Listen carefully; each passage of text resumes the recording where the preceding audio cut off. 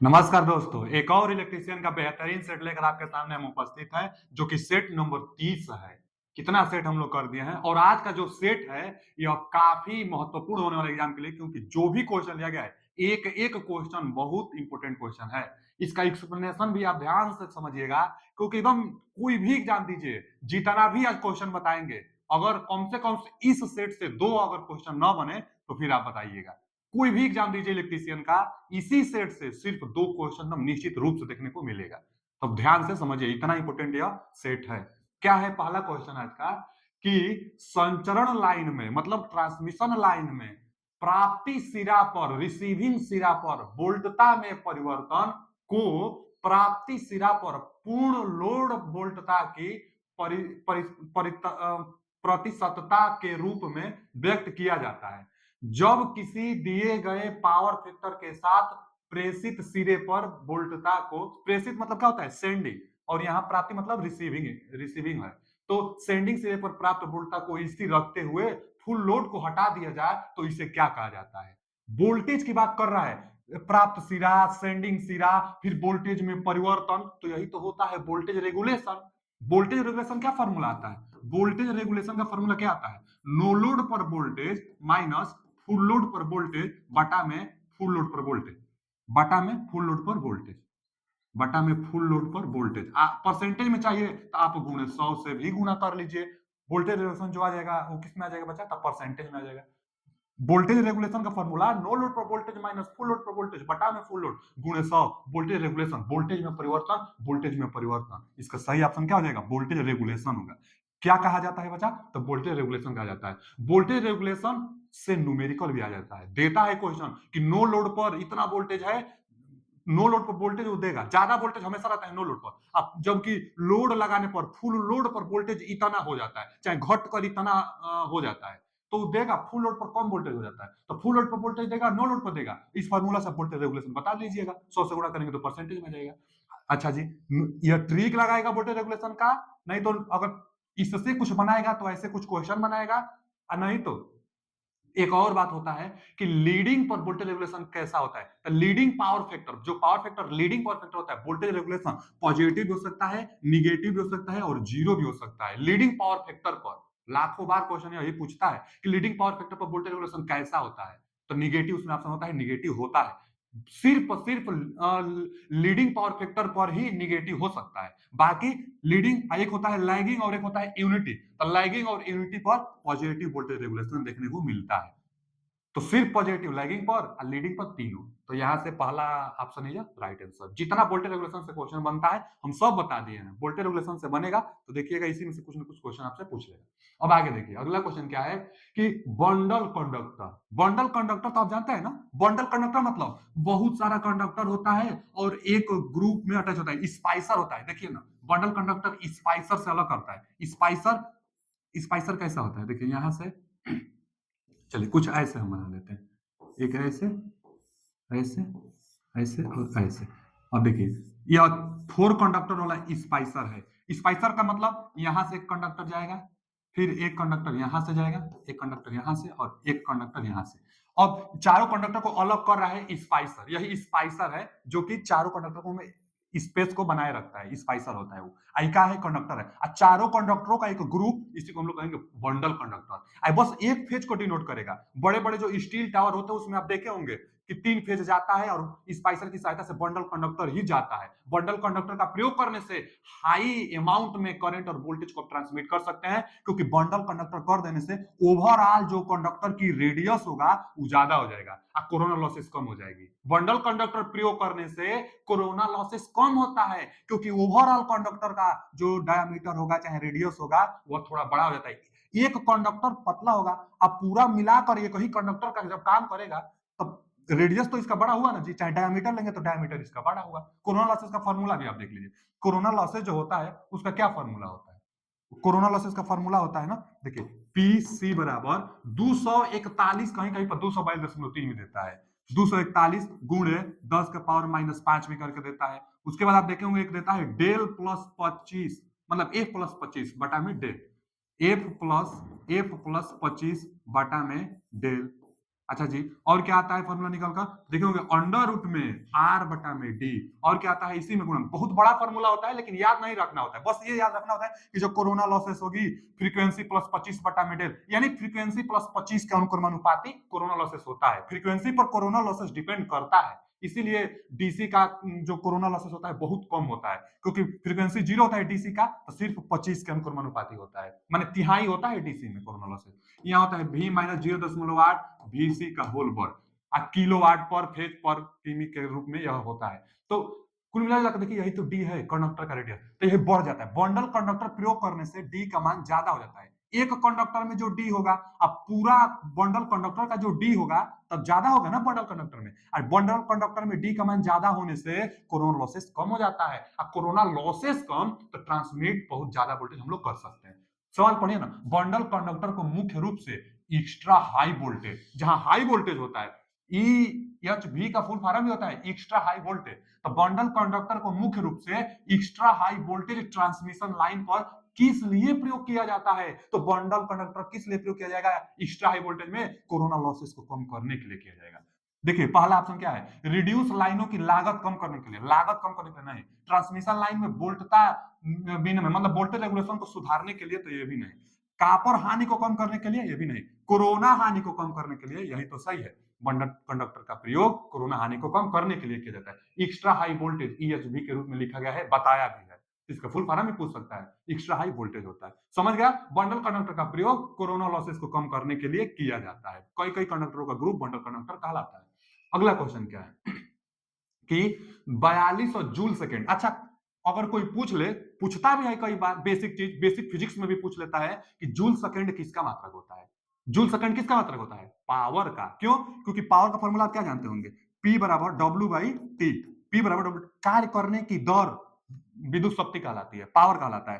तो कार्य का मात्रक जूल और समय का मात्रक सेकंड, तो जूल प्रति सेकंड पावर का मात्रक है, जूल प्रति सेकंड पावर का मात्रक है, तो जूल प्रति सेकंड पावर यानी 4200 पावर है, चाहे जूल प्रति सेकंड की दर से डीसी जनरेटर को मैकेनिकल ऊर्जा की आपूर्ति की जाती है, मैकेनिकल ऊर्जा की आपूर्ति की जाती है, इतना पावर पर आपूर्ति की जाती है उस डीसी जनरेटर को। अब क्या बोल रहा है कि जनरेटर 120 वोल्ट पर 32.2 एम्पियर वितरित करता है, इतना वितरित मतलब डिस्ट्रीब्यूट करता है, इतना देता है, आउटपुट है इतना कि 120 वोल्ट पर 32.2 एम्पियर वितरित करता है, आउटपुट है। तो इसकी जनरेटर की दक्षता बताइए। कोई भी मशीन की दक्षता आपको बतानी हो तो इफिशियंसी बराबर आउटपुट बटा में इनपुट आप हमेशा कर दीजिएगा। इफिशियंसी वैसे ही निकल जाती है कि इनपुट कितना दे रहे हैं और आउटपुट कितना मिल रहा है, तो आउटपुट बटा में इनपुट। इनपुट दिया है ना कि इतना शक्ति की दर से मैकेनिकल ऊर्जा दी जाती है, माने इतना उसके पास इनपुट है 4200।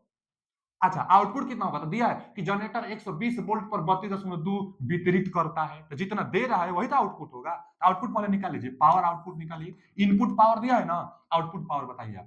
तो P बराबर VI आप जानते होंगे, आप V का मान कितना दिया है? 120 दिया है, V का मान 120 दिया है, I का मान कितना दिया है?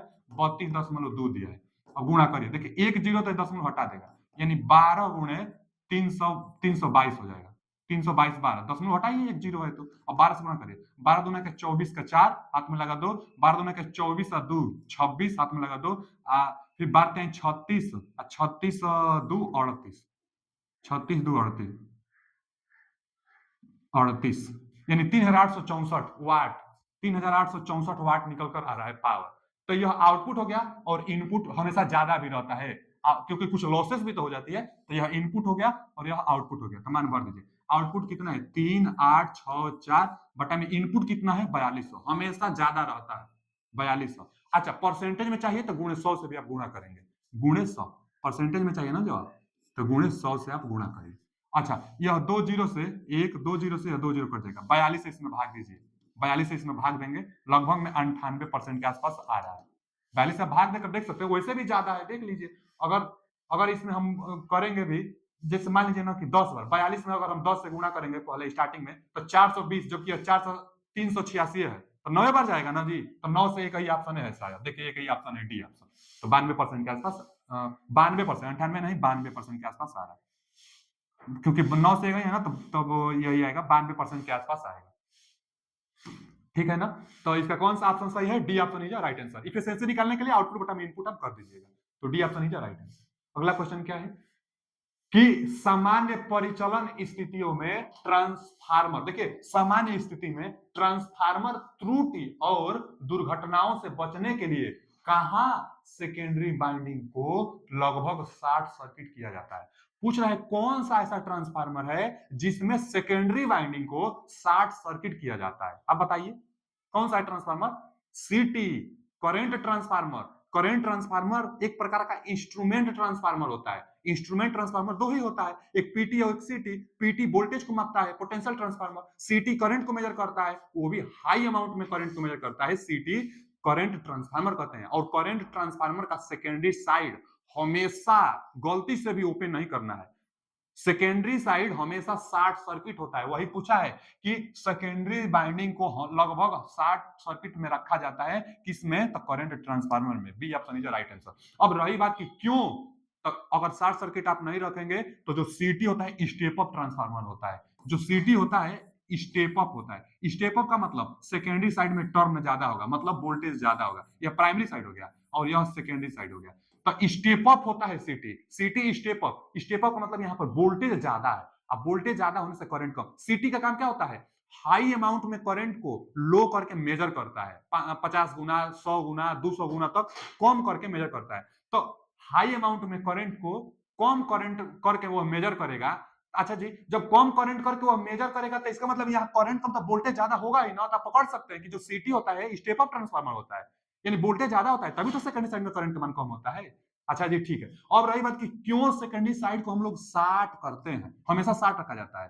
तो देख लिए इसलिए 60 करेंगे क्योंकि अगर सेकेंडरी साइड जो होगा, अगर यह 60 सर्किट होगा तो एक बंद लूप होगी, तो यहां भी एक करंट बनेगी। और जो यह करंट होगी, यहां से आप सप्लाई दिए हैं, यहाँ पर हाई अमाउंट में जो भी करंट है, अब इसके कारण जो फ्लक्स यहाँ पर लिंक कर रहा है ना सेकेंडरी साइड में, तो जो फ्लक्स लिंक कर रहा है उसको, उस फ्लक्स को कम करने के लिए यहाँ भी 60 सर्किट अगर रखेंगे तो इस लूप में भी एक करंट बनेगी, जाहिर सी बात है। और जब इस लूप में करंट बनेगी तो इस करंट के कारण जो फ्लक्स बनेगा उसका अपोज करेगा, जिससे उत्पन्न हो रहा है उसका अपोज करेगा इस लूप के कारण जो करंट बनेगी। तो ओवरऑल फ्लक्स का मान सेकेंडरी साइड में कम हो जाएगा। फ्लक्स का मान कम चाहिए ही हम लोग को, तभी तो यहाँ पर करंट कम बनेगा। फ्लक्स का मान कम बनेगा तभी तो करंट यहाँ पर कम है ना चाहिए।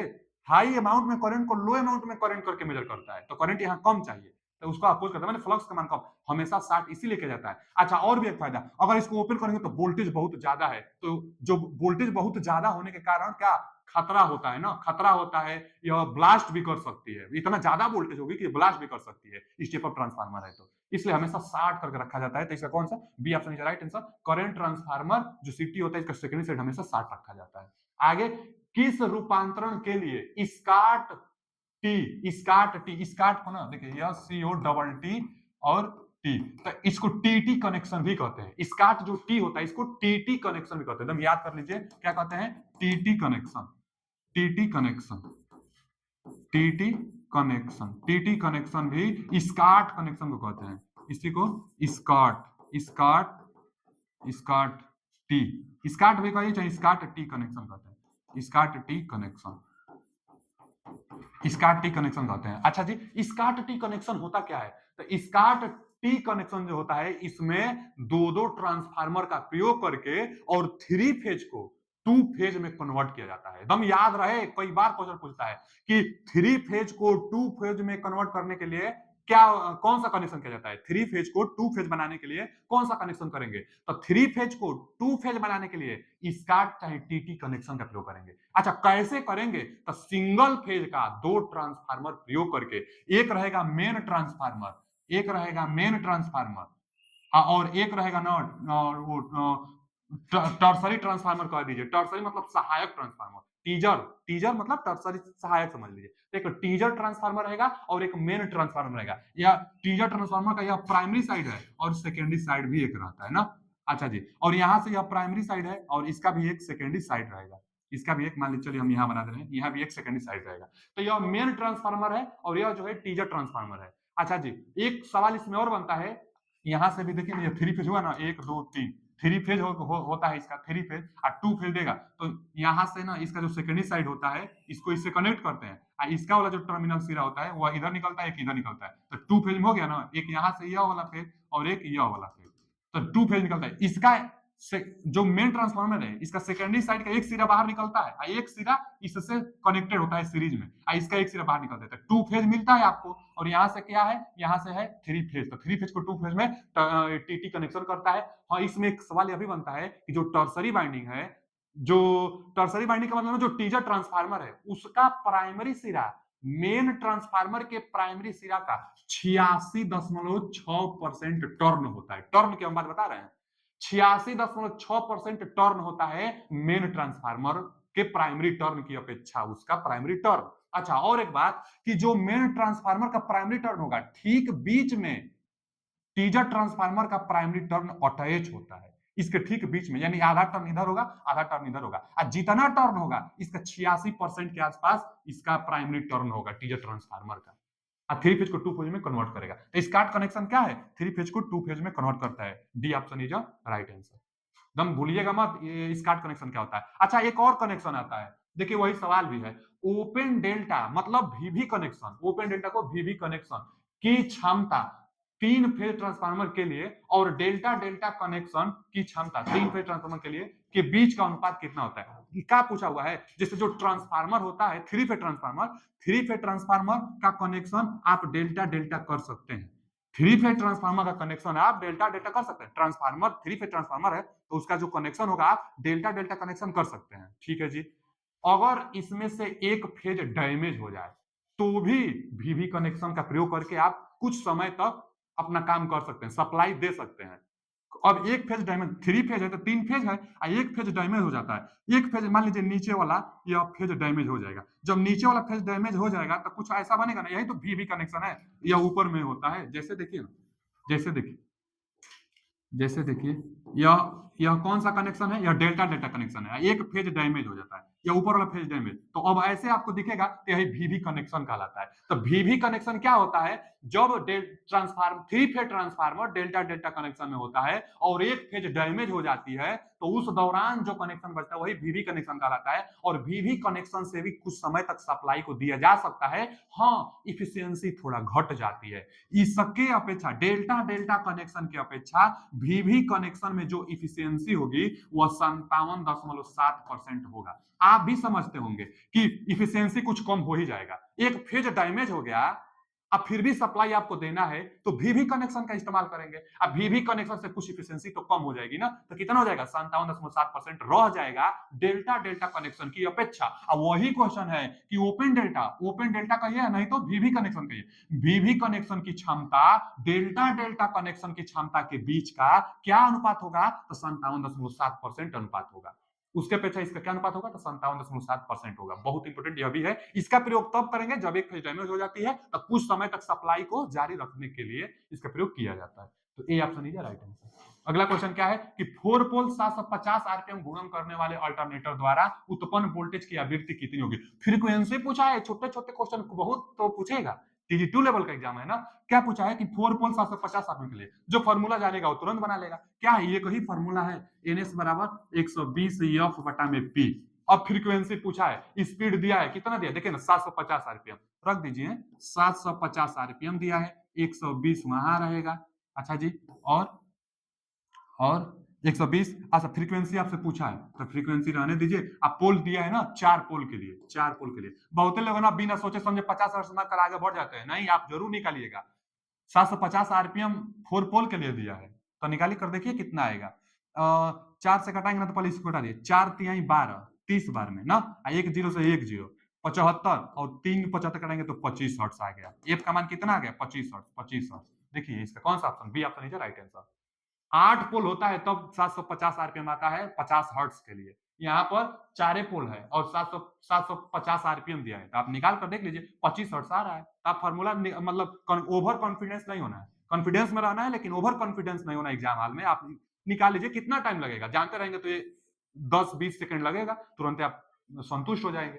चलिए आगे चलते हैं। उच्च गति अल्टरनेटर, ऐसा अल्टरनेटर जिसकी स्पीड हाई हो, high speed alternator. High speed alternator को सामान्य तौर पर टर्बो जनरेटर भी कहा जाता है, सही बात बोला है। कई बार पूछ लेता है कि हाई स्पीड अल्टरनेटर को क्या कहते हैं, तो टर्बो जनरेटर कहते हैं। अच्छा, टर्बो जनरेटर का प्रयोग कहां किया जाता है, तो स्टीम पावर प्लांट में। स्टीम पावर प्लांट में स्पीड ज्यादा होती है तो टर्बो अल्टरनेटर का प्रयोग थर्मल पावर प्लांट में चाहे स्टीम पावर प्लांट में किया जाता है जिसका स्पीड ज्यादा होता है और यह एक सिलेंड्रिकल होता है, तो अभी इसका पोलो की संख्या कम होगा और स्पीड ज्यादा होगा। देखिए ना, इनकी क्या विशेषता है, अभी विशेषता हम बता दे रहे हैं। देखिए आप पहले ध्यान से समझिए, हम टर्बो टर्बो जनरेटर के बारे में बता रहे हैं। Turbo generator thermal power plant में प्रयोग किया जाता है। थर्मल थर्मल पावर प्लांट में टर्बो जनरेटर प्रयोग किया जाता है। यह सिलेंड्रिकल होता है, सिलेंड्रिकल सिलेंड्रिकल होता है, cylindrical type, cylindrical type, cylindrical type कैसा, सिलेंड्रिकल टाइप का मतलब कुछ ऐसा, सिलेंड्रिकल टाइप,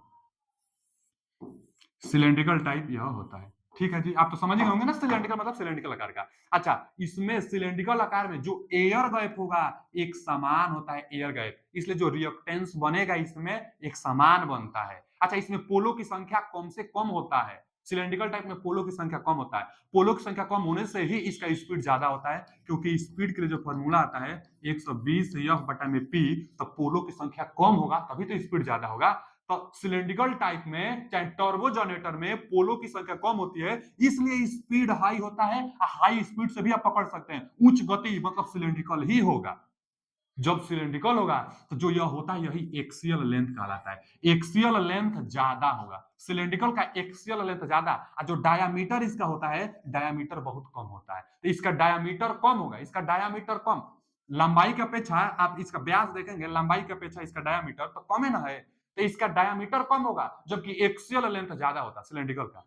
अच्छा, सिलेंड्रिकल के अलावा एक नॉन सिलेंड्रिकल आता है जिसको सेलिएंट टाइप कहते हैं। सेलिएंट टाइप कुछ कैसा होता है, उसमें पोलो की संख्या ज्यादा होती है, उसमें पोलो की संख्या ज्यादा, कुछ ऐसे होता है, कुछ ऐसे होता है ना, यही है नॉन सिलेंड्रिकल, चाहे सेलिएंट टाइप इसको कहते हैं, सेलिएंट टाइप, इसमें पोलो की संख्या ज्यादा है, इसका स्पीड कम, और इसको हाइड्रो पावर प्लांट में प्रयोग करेंगे। सेलिएंट टाइप को हाइड्रो पावर प्लांट में इसका ना, इसका उल्टा होता है, इसका एक्सियल लेंथ कम होगा, इसका एक्सियल लेंथ ज्यादा तो इसका एक्सियल लेंथ कम होगा। इसका डायमीटर कम है तो इसका डायमीटर ज्यादा है, इसके अपेक्षा इसका डायमीटर अगर ओवरऑल आप देखेंगे तो इसका डायमीटर ज्यादा बनेगा ही बनेगा, उसके अपेक्षा इसका डायमीटर ज्यादा बनेगा, जबकि इसमें एक्सियल लेंथ ज्यादा है, इसमें एक्सियल लेंथ कम होगा, इसका हाइड्रो पावर प्लांट में, इसका थर्मल पावर प्लांट में। पढ़ लिया जाए, उच्च गति अल्टरनेटर सामान्य तौर पर टर्बो अल्टरनेटर भी कहा जाता है। इसकी क्या विशेषता है, तो बड़ा व्यास नहीं, गलत, यहाँ दिया है स्मॉल एक्सियल लेंथ, गलत, ऐसे भी है 60 डायमीटर, और ये हो सकता है छोटा डायमीटर, और स्मॉल एक्सियल लेंथ गलत बोला है, स्मॉल एक्सियल लेंथ नहीं। आगे छोटा व्यास ठीक है, लंबी लॉन्ग एक्सियल लेंथ ये सही है, छोटा व्यास और लॉन्ग एक्सियल लेंथ सही है। आगे दिया है बड़ा व्यास थोड़े होगा, तो ये भी गलत है। तो इसका कौन सा ऑप्शन, सी ऑप्शन राइट, एकदम समझ गए होगा, दिमाग में छप गया होगा। अब आएगा क्वेश्चन तो गलत मत करिएगा, इससे जरूर क्वेश्चन पूछ लेता है। चलिए आगे चलते हैं। अगला क्वेश्चन क्या है कि एक विद्युत मोटर 90 वाट मैकेनिकल शक्ति प्राप्त करने के लिए 100 वाट विद्युत शक्ति का खपत करता है। इतना खपत करता है तो इतना आपको आउटपुट देता है, मैकेनिकल मतलब आउटपुट देता है। तो 100 वाट को 90 वाट आपको देता है, तो यह इनपुट हो गया या आउटपुट हो गया। आप पूछा क्या मोटर की दास्ता बताइए, अभी बताए हम, दास्ता बराबर आउटपुट बटा में इनपुट। अब दे रहा है 90 वाट मैकेनिकल पावर, और ले रहा है आपसे कितना, कितना आपसे ले रहा है, 100 वाट विद्युत शक्ति ले रहा है, 100 वाट आपसे ले रहा है। अच्छा जी, इनपुट आउटपुट हम लिख दें, परसेंटेज में बताने के लिए 100 से गुणा, 100 से 100 90%। अब वैसे भी आप समझ लेंगे कि 100 ले रहा है 90 दे रहा है, तो इसका इफिशियंसी 90% होगा, तो इसका C option is right answer. चलिए आगे चलते हैं। अगला क्वेश्चन क्या है, अगला क्वेश्चन है ना बच्चा कि एक इंडक्शन मोटर का फुल लोड टार्क मतलब बला गुण निम्न में से किस पर परिभाषित नहीं होता है। इंडक्शन मोटर का टार्क आ गया, बहुत बहुत इंपोर्टेंट है, बहुत ज्यादा इंपोर्टेंट है क्वेश्चन है। देखिए हम जितना चीज बताने वाले हैं ध्यान से देखिए। इंडक्शन मोटर में पहले तो टार्क के लिए दो फार्मूला ध्यान से देखिए, टार्क के लिए दो फार्मूला, पहला का फार्मूला यही होता है फाई और रोटर का करंट और रोटर का पावर फैक्टर। ये चलिए हम आर लिख दे रहे हैं। यह स्टेटर का फ्लक्स, स्टेटर में जितना फ्लक्स बन रहा है, स्टेटर का फ्लक्स, रोटर का करंट, और चलिए रोटर का पावर फैक्टर। अच्छा जी, एक तो ये टार्क के लिए फार्मूला हम लिखे हैं, एक और टार्क के लिए फार्मूला आता है इंडक्शन में, के नियतांक आता है, स्लिप आता है, सेकेंडरी साइड का जो E2 वोल्टेज होगा, वोल्टेज का वर्ग आता है, फिर सेकेंडरी साइड का जो रेजिस्टेंस होता है बस रेजिस्टेंस आता है, सेकेंडरी साइड का रेजिस्टेंस आता है। अब बटा में क्या आता है बच्चा, सेकेंडरी साइड में रेजिस्टेंस का होल वर्ग आता है, प्लस एस x2 मतलब सेकेंडरी साइड का रिएक्टेंस, स्लिप गुणे सेकेंडरी साइड का रिएक्टेंस का होल वर्ग आता है। एक तो टार्क का फॉर्मूला ये होता है, एक तो टार्क का फॉर्मूला ये होता है।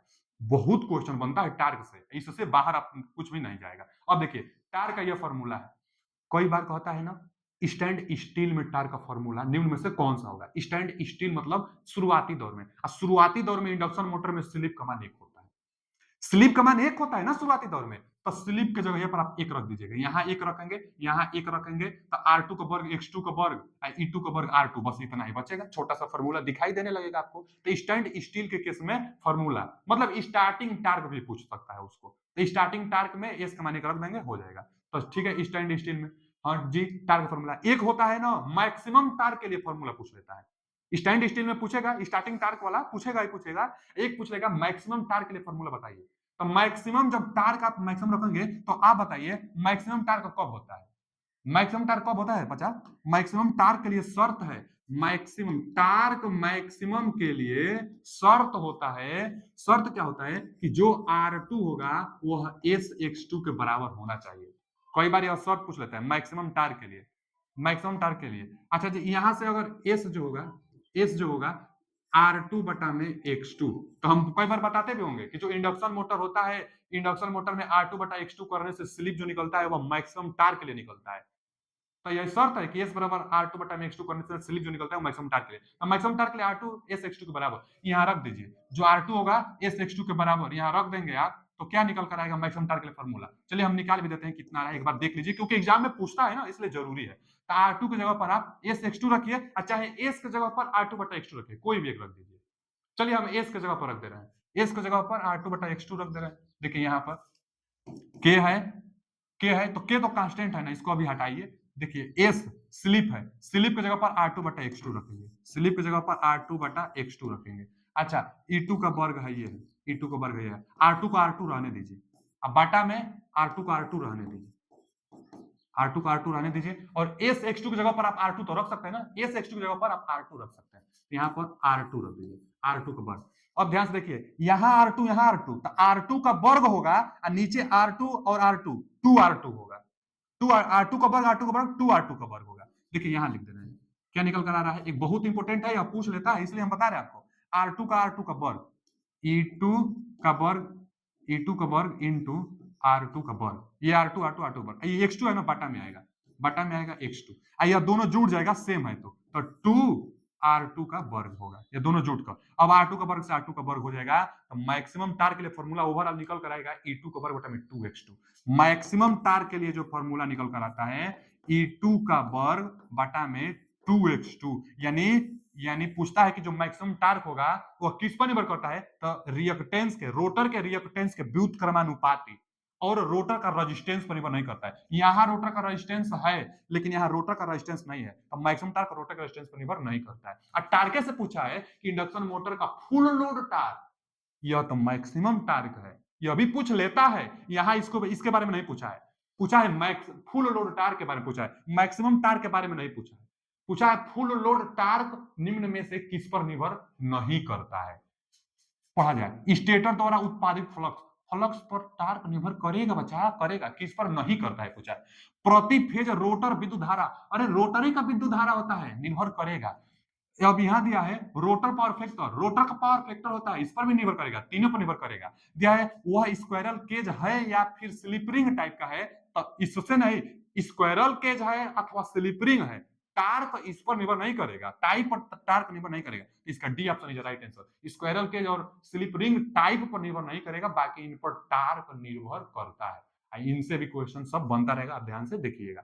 मैक्सिमम टार्क के लिए शर्त था। चलिए आगे, बहुत इंपॉर्टेंट टॉपिक था। आगे क्या है, जब एक 4 पोल सिंक्रोनस अल्टरनेटर का शाफ्ट एक परिक्रमा पूरा करता है, एक परिक्रमा माने 360 डिग्री पूरा करता है, तब कितनी इलेक्ट्रिकल डिग्री को पार कर जाता है। इलेक्ट्रिकल डिग्री और मैकेनिकल डिग्री में संबंध पूछा है, बहुत इंपॉर्टेंट ये भी है। हम हर सवाल पर चाहे तो 5 स्टार हम लगा सकते हैं, क्योंकि हर सवाल इंपॉर्टेंट है। अब इसमें देखिए ना, पूछा है ना इलेक्ट्रिकल एंगल के बारे में पूछा है, तो संबंध एक आता है, इलेक्ट्रिकल एंगल बराबर पोलों की संख्या बटा में 2, पी बटा में 2 गुणे मैकेनिकल एंगल। अरे संबंध कई बार पूछ लेता है बच्चा कि इलेक्ट्रिकल डिग्री और मैकेनिकल डिग्री में क्या संबंध होता है। तो इलेक्ट्रिकल डिग्री मैकेनिकल डिग्री का पोल की संख्या बटा 2 पी बटा में 2 गुना होता है, पोलों की संख्या के आधा मैकेनिकल डिग्री का गुना करने पर इलेक्ट्रिकल डिग्री मिलता है। यही पूछा है आपसे कि इलेक्ट्रिकल डिग्री कितना होगा, इलेक्ट्रिकल डिग्री पूछा है, रख दीजिए, निकाल दीजिए। इलेक्ट्रिकल डिग्री निकालने के लिए आप पोलो का मान भर दीजिए, दिया है 4 पोल, ठीक है, दिया है। देखिए ना 4 पोल सिंक्रोनस, तब पोल की संख्या 4 दिया है बटा में 2। अच्छा, मैकेनिकल डिग्री तो बोला है इसमें, कई बार तो साफ साफ दे देता है मैकेनिकल डिग्री लिख कर। यहाँ क्या दिया है आपको समझना है, शाफ्ट एक परिक्रमा पूरा करता है, तो एक चक्कर जब शाफ्ट रोटेट करेगा तो 360 डिग्री, शाफ्ट 1 डिग्री रोटेट करेगा तो 360 मैकेनिकल डिग्री, तो 360 मैकेनिकल, यहाँ से 2 से कर लेंगे ना तो 2 बार में कटेगा, 36 दूना 72, 720 निकल कर आ रहा है, 720। C option is right answer. यह फॉर्मूला बस आना चाहिए आपको, सवाल तो आप छुई मुई करके बना लेंगे, फॉर्मूला पता होना चाहिए। आगे 200 मीटर से ऊपर के हाई हाइड्रोलिक हेड के लिए निम्नलिखित में से किस हाइड्रोलिक टरबाइन का प्रयोग किया जाता है, यह भी बहुत इंपॉर्टेंट, बहुत बार यह पूछता है।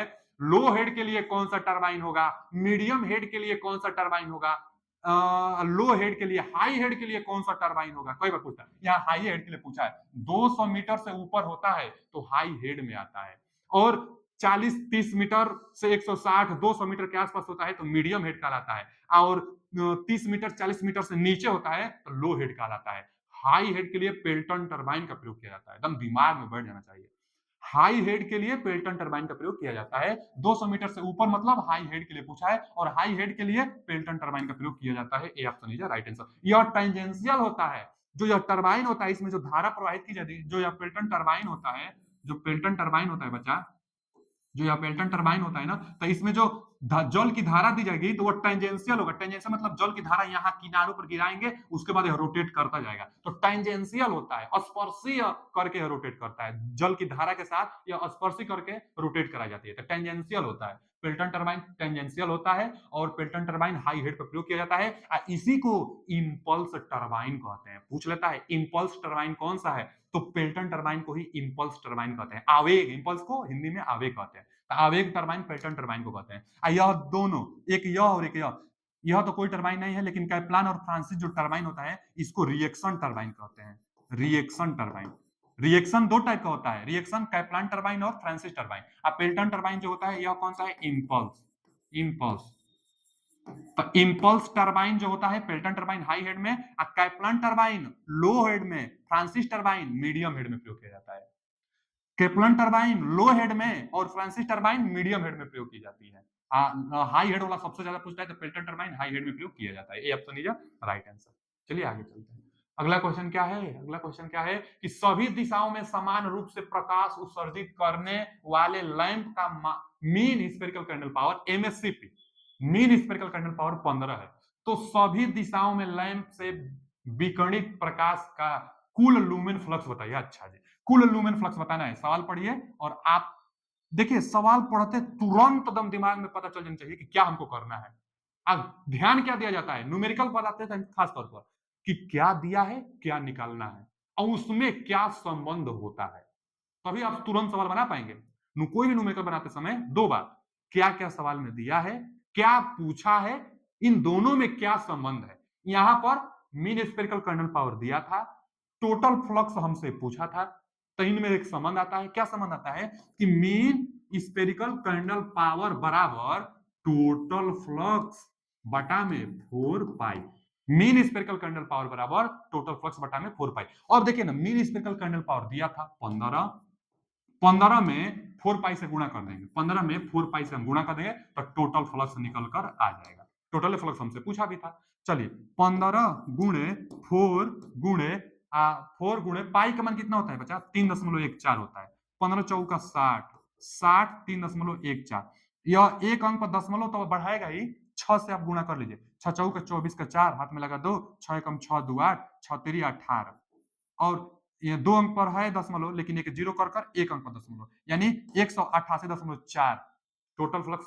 अच्छा, फ्लक्स का जो मात्रक होता है लूमेन होता है, फ्लक्स का मात्रक लूमेन होता है, ये प्रकाश वाला है तो 188.4 और यहाँ 5 दिया है, और कोई ऑप्शन है नहीं, यहाँ 18 दिया है, यहाँ 31 दिया है, यहाँ 300 दिया है, आ रहा है 188, तो B option is right answer. इसका बी ऑप्शन एकदम आसान फॉर्मूला है ना, बस फॉर्मूला आपको पता रहना चाहिए, आप बना लेंगे सवाल। अगला क्वेश्चन क्या है, अगला क्वेश्चन है कि एक बिजली संयंत्र की अधिकतम मांग 15 मेगावाट है, अधिकतम मांग 15 मेगावाट है और वार्षिक लोड फैक्टर 50% है, वार्षिक लोड फैक्टर 50% है और वार्षिक संयंत्र दक्षता 40% है। तो संयंत्र की ऑपरेटिंग रिजर्व क्षमता, रिजर्व कैपेसिटी कितनी होगी। हम ना कई बार बता दिए कि रिजर्व कैपेसिटी पूछता है, रिजर्व कैपेसिटी पूछता है। और क्या होता है रिजर्व कैपेसिटी? रिजर्व कैपेसिटी मतलब कोई प्लांट है, उसके पास कितना रिजर्व में एनर्जी बचा हुआ है, वही तो रिजर्व कैपेसिटी होगा। कैसे निकलेगा रिजर्व कैपेसिटी? देखिए ना, रिजर्व कैपेसिटी आपको निकालना है, रिजर्व कैपेसिटी, रिजर्व कैपेसिटी आपको निकालना है। तो रिजर्व मतलब बचा हुआ। अब कितना बचेगा? प्लांट की टोटल क्षमता में से, प्लांट की क्षमता, जितना प्लांट की क्षमता है, प्लांट की कैपेसिटी में से मैक्सिमम डिमांड को घटा दीजिए। प्लांट की जितना क्षमता है, प्लांट की क्षमता में से मैक्सिमम डिमांड घटा दीजिए, वही तो रिजर्व में बचेगा। रिजर्व कैसे आप निकालेंगे? जितना मैक्सिमम डिमांड है घटाइए, जितना हमारे पास क्षमता है उसमें से, क्षमता में से डिमांड को घटा देंगे, जो बचेगा वही रिजर्व होगा। तो रिजर्व कैपेसिटी प्लांट की क्षमता में से मैक्सिमम डिमांड घटाने से आता है। मैक्सिमम डिमांड सवाल में दिया होता है, देखिए दिया है अधिकतम डिमांड 15 मेगावाट, मैक्सिमम डिमांड दिया होता है, आपको निकालना होता है प्लांट कैपेसिटी। अब प्लांट कैपेसिटी निकालने के लिए प्लांट कैपेसिटी फैक्टर जरूर देता है, इसमें दिया होगा ना plant capacity factor, plant capacity factor जरूर देगा। देखिए दिया है प्लांट कैपेसिटी 40% है, प्लांट कैपेसिटी 40% है, तो 40% है ना, चले निकल जाएगा। अब देखिए इसको थोड़ा छोटा कर लेते हैं सॉल्यूशन करने के लिए। जी ठीक है, चलिए अब प्लांट कैपेसिटी के लिए फॉर्मूला हम अभी बताए ना, कोई भी न्यूमेरिकल निकालने के लिए आपको क्या निकालना है, उसके लिए क्या फॉर्मूला होता है आपको दम आना चाहिए। अच्छा, समझ में तो बाद में आएगा, पहले लिख दीजिए तुरंत जो फॉर्मूला जो पूछा है, जो निकालना होता है उसका फॉर्मूला आप लिख दीजिए, उसके बाद ऑटोमेटिक तुरंत आपको पता चल जाएगा कि क्या दिया है क्या नहीं दिया है। तो प्लांट कैपेसिटी लिख दीजिए, पहले प्लांट कैपेसिटी चाहिए ना, PLANT, प्लांट कैपेसिटी चाहिए, प्लांट कैपेसिटी लिखिए, फॉर्मूला लिखिए पहले। क्या होता है प्लांट कैपेसिटी का? प्लांट कैपेसिटी का फॉर्मूला होता है एवरेज लोड, प्लांट कैपेसिटी का फॉर्मूला होता है एवरेज लोड, एवरेज लोड और बटा में प्लांट कैपेसिटी निकालना है तो एवरेज लोड बटा में plant capacity factor, plant capacity factor, plant capacity factor होता है, यही फॉर्मूला होता है प्लांट कैपेसिटी निकालने के लिए, एवरेज लोड बटा में प्लांट कैपेसिटी होता है। अच्छा जी, आप बताइए ना एवरेज लोड कैसे निकलता है? तो लोड फैक्टर का एक फॉर्मूला आता है, लोड फैक्टर बराबर एवरेज लोड बटा में मैक्सिमम डिमांड, माने लोड फैक्टर में मैक्सिमम डिमांड का गुणा करेंगे तो एवरेज लोड निकल जाएगा। कई बार बताएं, एवरेज लोड निकालने के लिए इसको लिख सकते हैं, एवरेज लोड निकालने के लिए लोड फैक्टर, लोड फैक्टर में मैक्सिमम डिमांड से गुणा कर दीजिए, लोड फैक्टर में मैक्सिमम डिमांड से आप गुणा करिए, लोड फैक्टर में मैक्सिमम डिमांड से गुणा करेंगे तो एवरेज लोड निकलता है, क्योंकि लोड फैक्टर का फॉर्मूला ही होता है कि एवरेज लोड बटा में मैक्सिमम डिमांड। चलिए दिया है इसमें मैक्सिमम डिमांड दिया है ना 15 और लोड फैक्टर दिया है ना 10.5, 50% का मतलब 10.5 बटा में इसका 100 कर देंगे तो 10.5 निकल जाएगा। तो एवरेज लोड निकालने के लिए 10.5, एवरेज लोड निकालने के लिए 10.5 लोड फैक्टर में मैक्सिमम डिमांड से गुणा कर देंगे, बटा में प्लांट कैपेसिटी फैक्टर, बटा में प्लांट कैपेसिटी फैक्टर दिया है 40%। देखिए यहाँ प्लांट कैपेसिटी फैक्टर भुला गया है, यहाँ फैक्टर भी लिखना चाहिए क्योंकि इंग्लिश में देखिए ना सही दिया है। यहाँ देखिए प्लांट कैपेसिटी फैक्टर 40%, तो 40% का मतलब 10.4। प्लांट कैपेसिटी निकालने के लिए प्लांट कैपेसिटी फैक्टर जरूर देगा, तो plant capacity factor 10.4, average load निकालने के लिए लोड फैक्टर मैक्सिमम डिमांड में गुणा कर देंगे। चलिए तो यहाँ से 15×5 = 75, 15×5 = 75, एक अंक पर दशमलव यानी 7.5, अब बटा में क्या है 10.4 है, बटा में 10.4 है, तो एक अंक पर ऊपर भी दशमलव, एक अंक पर नीचे भी दशमलव, तो दशमलव को हटा दीजिए, 75 बटा में 4 समझिए, एक एक अंक पर है तो 75 बटा में 4 करेंगे तो क्या निकल कर आएगा, 4 से करिए तो 4 एकम 4, 3 बचा ना, तो 4 7 28 और 4 8 32, 4 8 32 यानी फिर 3 बचा तो फिर दशमलव लगाएंगे, 3 यानी फिर 4 7 28, 4 7 28, 18.7 निकल कर आ रहा है। प्लांट कैपेसिटी में से अब रिजर्व कैपेसिटी चाहिए ना, निकाल लीजिए, प्लांट कैपेसिटी कितना आ गया 18.7 आ गया, मैक्सिमम डिमांड कितना था 15 था, तो 18.7 में से 15 घटाएंगे तो 15 3 18 यानी 3.7 के करीब में आना चाहिए, 3.7 के करीब, C option is right answer. आसान है, एक बार खुद से लगाएंगे तभी सवाल आपको आसान लगने लगेगा, देखते रहेंगे टुकु टुकु तो नहीं बुझाएगा बच्चा, इसको आप खुद लगाइए, अपने कॉपी पर खुद लगाइए, एक बार देख लेना सोल्यूशन। चलिए कोई बात नहीं, एक बार फिर से पीछे जाइए और क्वेश्चन जो है, क्वेश्चन को फिर से आप अपने आप लगाइए, आप लगा ले रहे कि नहीं लगा ले रहे हैं, एक बार अपने मन से आप लगा लेंगे तो ऐसा क्वेश्चन आएगा, तो आप निश्चित हम 100% कह रहे हैं कि आप लगा लेंगे हमेशा। केवल देखने से आप कभी नहीं जान पाएंगे, जब तक आप लिखेंगे नहीं, खुद से जब तक लगाएंगे नहीं तब तक नहीं सीख पाएंगे। इसलिए हम बता दें प्रोसेस, प्लांट कैपेसिटी आपको चाहिए, प्लांट कैपेसिटी निकालने के लिए फॉर्मूला होता है, यहाँ से प्लांट कैपेसिटी निकालें, मैक्सिमम डिमांड से घटा दिया। बहुत बार यह क्वेश्चन पूछता है रिजर्व कैपेसिटी वाला। चलिए आगे चलते हैं। चोपर कंट्रोल, चोपर क्या होता है? डीसी टू डीसी कन्वर्टर को चोपर कहा जाता है।